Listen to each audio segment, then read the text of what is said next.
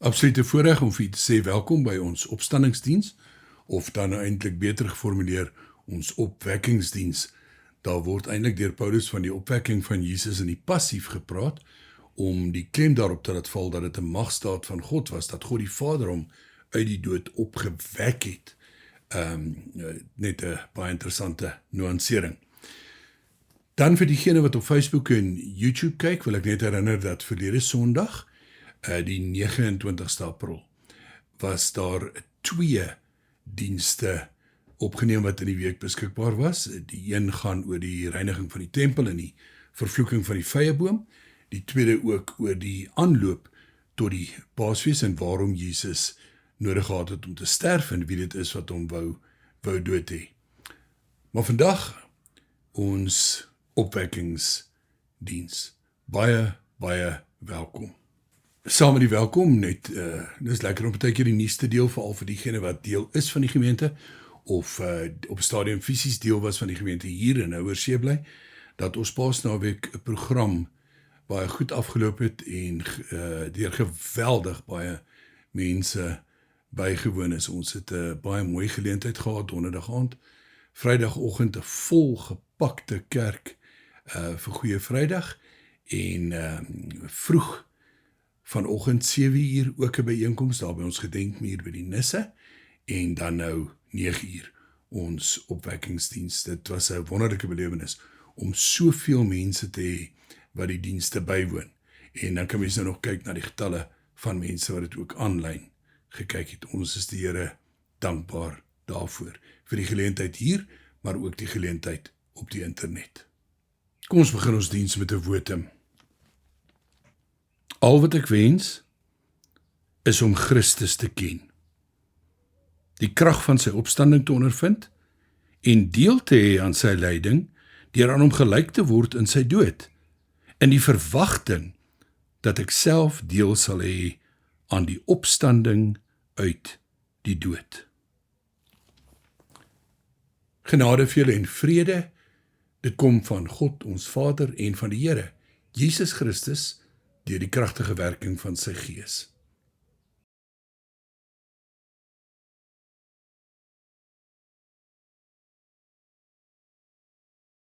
Die tema van ons diens vandag.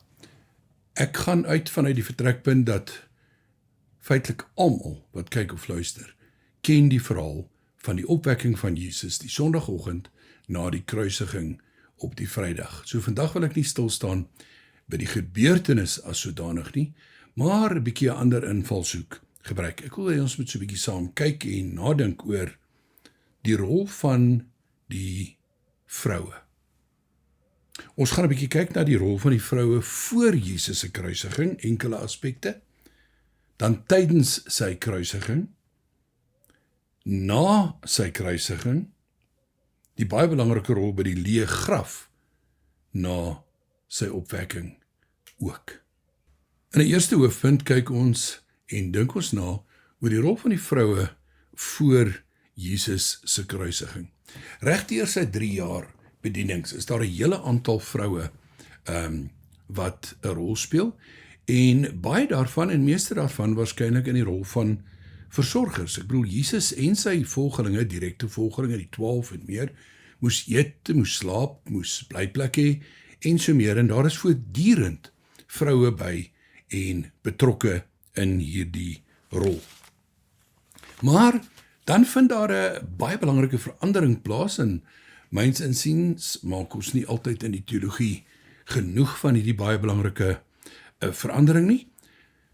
Kom ons dink aan die situasie waar Jesus aan huis was by Martha en Maria, die 2 susters van sy vriend Lazarus.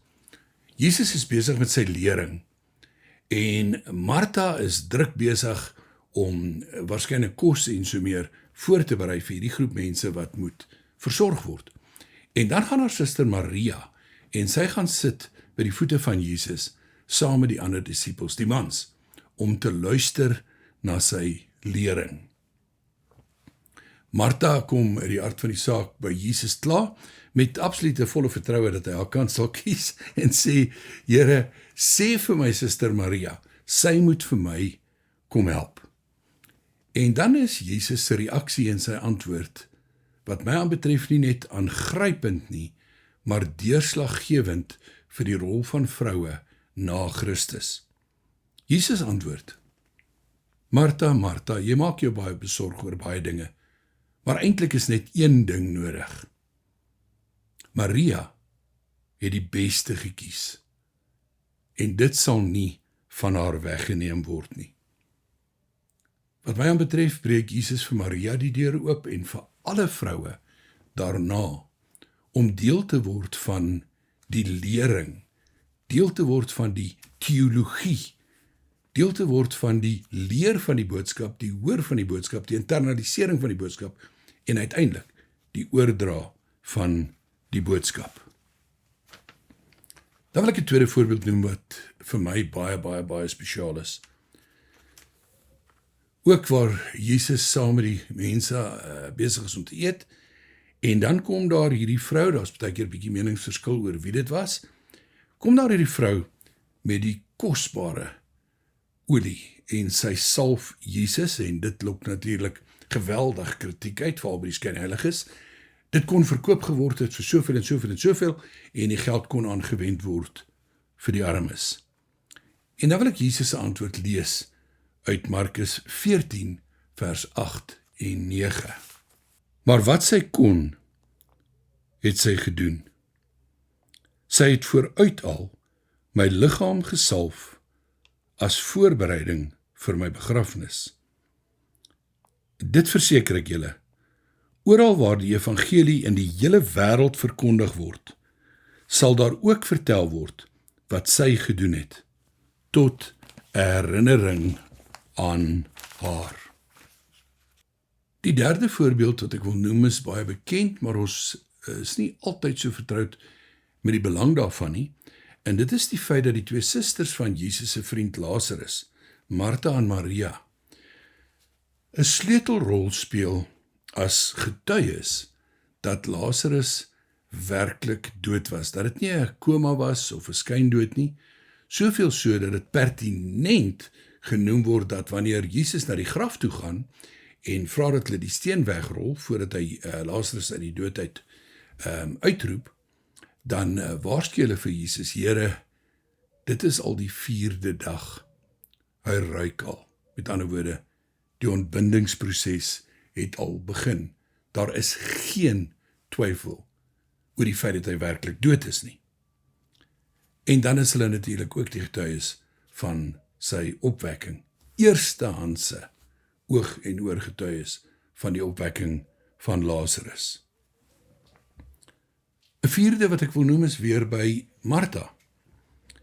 Martha, wanneer sy Jesus ontmoet wanneer hy kom na Lazarus se dood, hoor die verskriklike, belangrike sleutelbelofte van Jesus oor wie en wat hy is en sy rol ten opsigte van ons lewe aan die kant die grens van die dood. Ek wil dit graag lees uit die bekende woorde Johannes 11 vers 25 en 26. Toe sê Jesus vir haar, ek is die opstanding en die lewe. Wie in my glo, sal lewe, al sterwe hy ook. En elkeen wat lewe en in my glo, sal in alle ewigheid nooit sterwe nie. En dan vra Jesus, glo jy dit? En dan reageer Martha, die dienende Martha, met wat my aanbetref die mooiste en kosbaarste geloofsbelijdenis. Kom ons hoor dit soos dit daar staan in vers 27. Ja, Here, sê sy vir hom, ek glo vas dat U die Christus is, die Seun van God, die een wat na die wêreld toe moes kom. Dit bring ons by ons tweede hoofpunt, en daarvoor wil ek lees eers uit Matteus 27, vers 55 tot 61. Daar was ook baie vroue wat op 'n afstand gestaan en kyk het. Dit is hulle wat vir Jesus van Galilea afgevolg het en vir hom gesorg het. Onder hulle was Maria Magdalena, Maria, die moeder van Jakobus en Josef, en die moeder van die seuns van Zebedeus. Laat die middag het daar 'n ryk man aangekom. Dit was Josef van Arimatea, wat self ook 'n volgeling van Jesus was. Hy het na Pilatus toe gegaan en die liggaam van Jesus gevra. En Pilatus het beveel dat dit vir hom gegee moet word. Josef het die liggaam geneem en dit in skoon linne toegedraai en dit daarna neergelê in sy eie nuwe graf wat hy in die rots uitgekap het. Hy het 'n groot klip voor die ingang van die graf gerol en weggegaan. Maria Magdalena en die ander Maria was ook daar en het reg voor die graf gesit. Hulle is daar, alhoewel op die agtergrond, teenwoordig tydens Jesus se kruisiging. Dan nog 'n belangrike teks, Johannes 19, vers 25 tot 27. By die kruis van Jesus het ook nog sy moeder en sy moeder se suster en Maria, die vrou van Klopas, en Maria Magdalena gestaan. Toe Jesus sy moeder sien en die disipel vir wie hy baie lief was, wat by haar staan, sê hy vir haar, daar is u seun. Daarna sê hy vir die disipel, daar is jou moeder.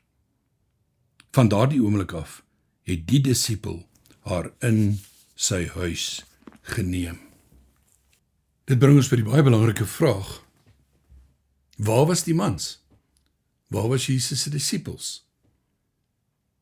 Nou ja, omdat Jesus uitgemaak is as 'n moontlike rebel, 'n gevaar vir die vrede tussen die Jode en die Romeinse regering, is die risiko dat nie net Jesus in hegtenis geneem word en gedood word nie, maar dat sy hele groep volgelinge saam met hom in hegtenis geneem en gedood word. Daarom vlug hulle. Nou ja, van Petrus lees ons dat hy so op die agtergrond rondgehang het, probeer hoor het wat gebeur en so aan, totdat hy geteken is of herken is, en hy dan vir Jesus 3 maal verloon, openlik stry en sê, ek ken die man nie, later sweer, ek ken die man nie, julle weet nie waarvan julle praat nie. Maar nie net Petrus nie, ook die res, vlug as gevolg van hulle vrees vir arrestasie en die dood. Dit het natuurlik geweldige implikasies vir hulle rol as getuies, want hulle kon nie werklik oog en oor fisiese getuies wees van Jesus se kruisiging en van die feit dat hy fisies gesterf het nie. Die uitsondering is natuurlik Johannes, waarvan ons gelees het, wat saam met Jesus se ma, Maria en die ander vroue daar by die kruis was, vir wie Jesus hierdie belangrike woorde sê, vrou, daar is jou seun, daar is jou moeder. Nou die rede waarom Johannes die uitsondering was dat hy die jongste van al die disipels was, en eintlik op daai stadium nog gereken sou wees as 'n tiener, en nie as 'n volwaardige man, wat soos die ander disipels in hegtenis geneem sou word, omdat hy deel van Jesus se groep volgelinge was nie. In ons derde hoofpunt wil ek vir 'n oomblik stil staan by wat ek vermoed, en ek dink dis redelik duidelik, die gemoedstoestand en die posisie van hierdie vroue was. Ek dink dit sou gepas wees om woorde te gebruik soos magteloos, hopeloos, moedeloos, en die totale onvermoë om te verstaan, sou waarskynlik gelei het tot 'n uitsigloosheid op daardie oomblik. Na 3 jaar van saam met Jesus die pad stap, na 3 jaar van hoop, van opgewondenheid, van lering en so meer. Ek dink nie, ons kan ons indink oor hoe heg die verhouding tussen hierdie vroue en Jesus, die Messias, maar ook die lerende rabbi en sy volgelinge was nie. En dan word hy gekruisig en voor hulle oë beleef hulle sy dood en sy begrafnis. Ek wil dadelik aangaan na 'n vierde hoofpunt, en dit is die vraag, wat doen hulle? Wat doen hulle in hierdie emosionele, uitsiglose, hopelose toestand? Nou dit wat hulle doen, lyk miskien vir ons onbelangrik, maar dit blyk later uiters belangrik te wees. Wat doen hulle? Aan die een kant bly hulle op 'n afstand. Aan die ander kant, hulle bly tot die einde toe. Hulle verdwyn nie op 'n stadium voordat Jesus klaar gesterf het en van die kruis afgehaal is nie. En dan bly hulle ook vir die eenvoudige, oorhaastige begrafnis. Want is laatmiddag en as die son sak begin die Sabbat en die liggaam van Jesus mag nie oor die Sabbat aan die kruis hang of nie in die graf wees nie. En dan bly hulle vir die eenvoudige begrafnis. Die volgende wat hulle doen, klink ook so eenvoudig, maar is tog so belangrik. Hulle gaan berei die salf en die speserye en die reukolies waarmee Jesus se liggaam behandel moet word vir sy begrafnis. Nou daar was nie genoeg tyd voor sy begrafnis nie, daarom is hy haastig net in linne doeke toegedraai. Die Jode het nie gebalsem nie, maar wel die liggame behandel met reukolies, salwe en speserye en so meer. Hulle gaan doen die bietjie wat hulle kan. Hulle gaan berei dit voor. En dan Saterdag aand of Saterdag laatmiddag, as die son sak, is die Sabbat verby, maar is donker en hulle kan ook dan niks doen nie. Maar Sondagoggend, vroeg, 'n gewone werksdag destyds, gaan hulle na die graf toe. Waarskynlik met die hoofdoel om nou sy liggaam darm te gaan behandel met die reukolies. So belangrik om die laaste bietjie wat ons kan doen, ook rondom die liggaam van 'n geliefde wat gesterf het, sal doen. Ons 5de hoofpunt. Wat is die waarde en die betekenis van die sogenaamde bietjie wat hulle gedoen het? Wel, later blyk dit dat dit alles uiters belangrik was om hulle die eerste betroubare getuienis te maak, of getuies te maak. Onthou nou in die Bybelse tyd, was daar nie forensiese toetse en al hierdie DNA-toetse en al hierdie ander goed nie. Getuienis het berus op die woord van oog- en oorgetuies wat ooreenstem, betroubare getuies wat daar was en ooreenstemmend getuig. Wat behels hulle getuienis? Jesus was regtig dood. Hulle was daar. Dit was nie 'n skyndood nie. Dit was nie 'n koma nie. Sy dood is ook bevestig deur die Romeinse soldate, maar hulle is as gelowiges getuies daarvan. Dan,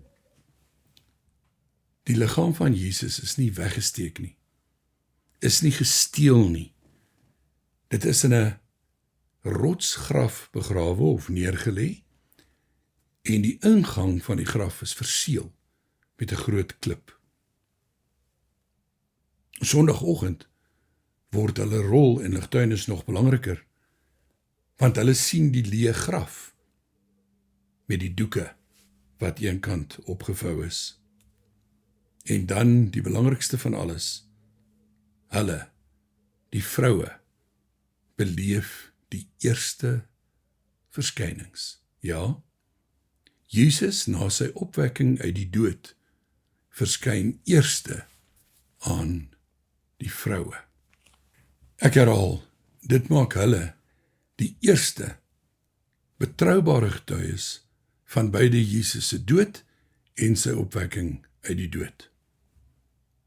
In 'n 6de hoofpunt wil ek 'n paar lyne probeer trek of 'n paar toepassings uit hierdie gedeelte maak. Lyne trek na ons lewens toe.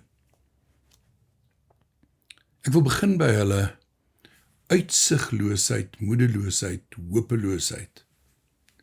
Maar dat terwyl hulle so voel of dit hulle belewenis is God reeds besig met 'n groter plan.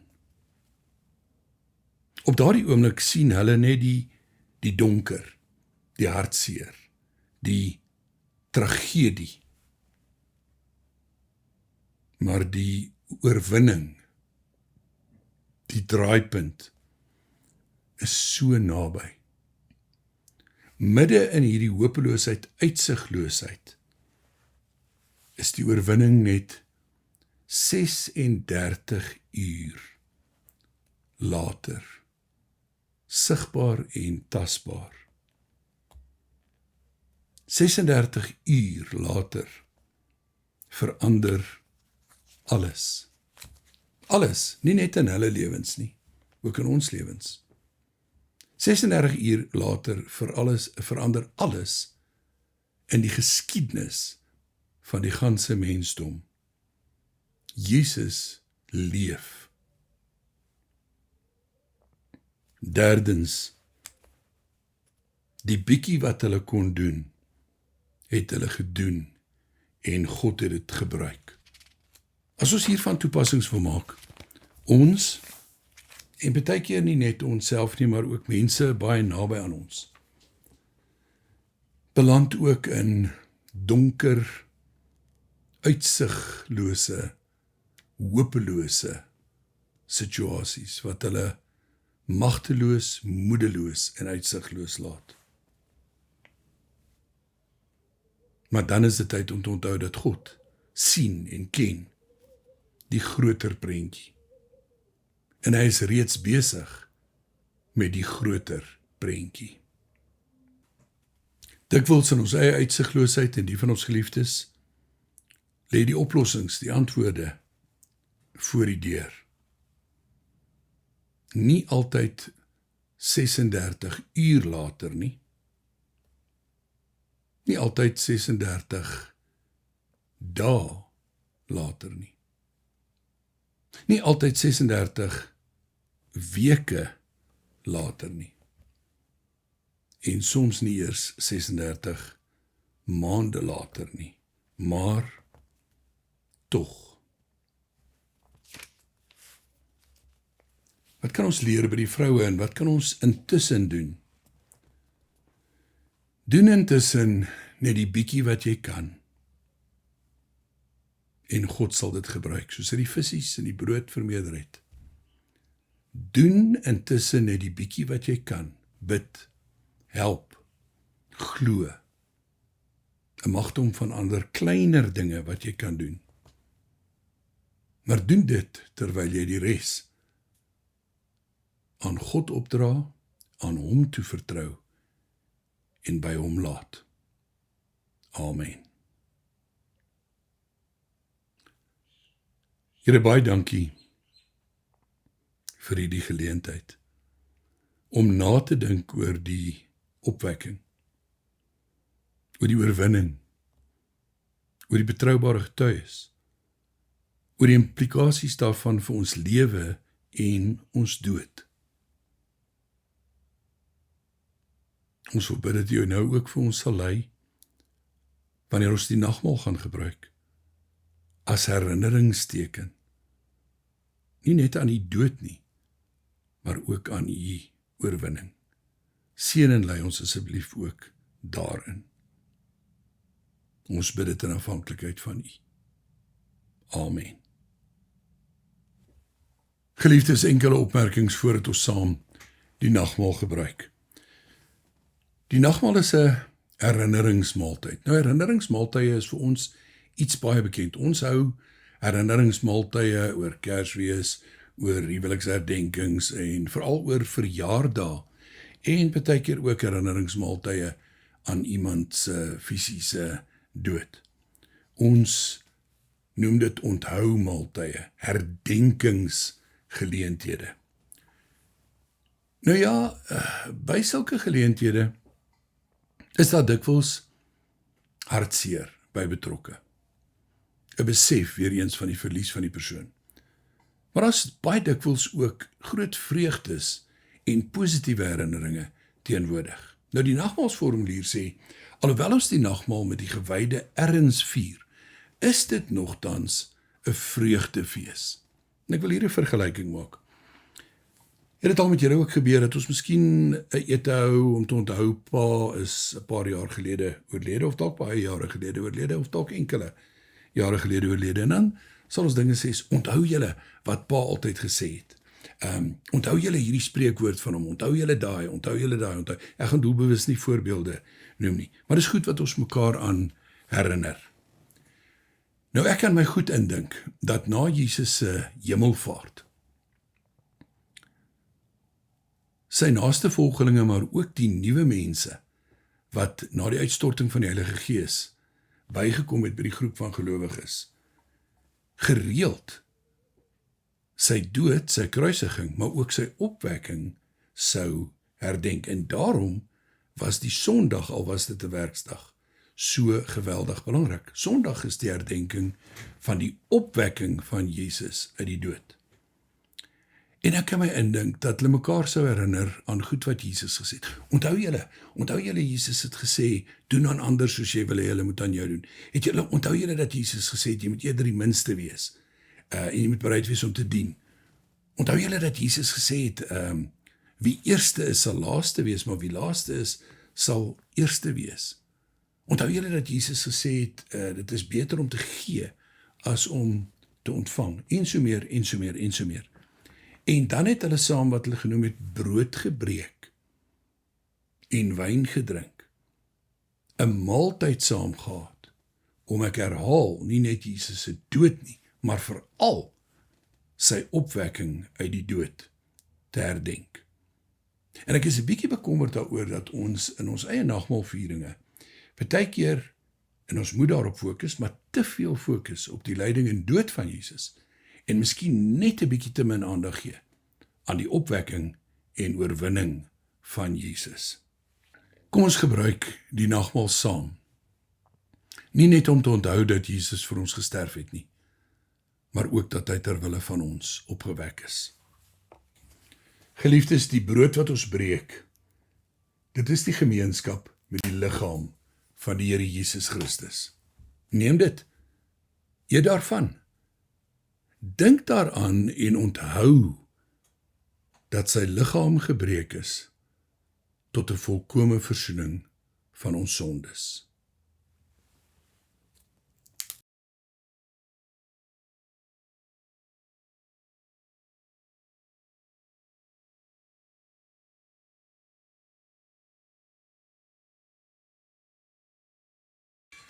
Geliefdes, die beker van danksegging. Dit is die gemeenskap met die bloed van die Here Jesus Christus. Neem dit. Drink daarvan. Dink daaraan en glo dat sy bloed vergiet is tot 'n volkome versoening van ons sondes. En dink aan sy belofte. Ek is die opstanding en die lewe. Wie in my glo, sal lewe, ook al sterwe hy.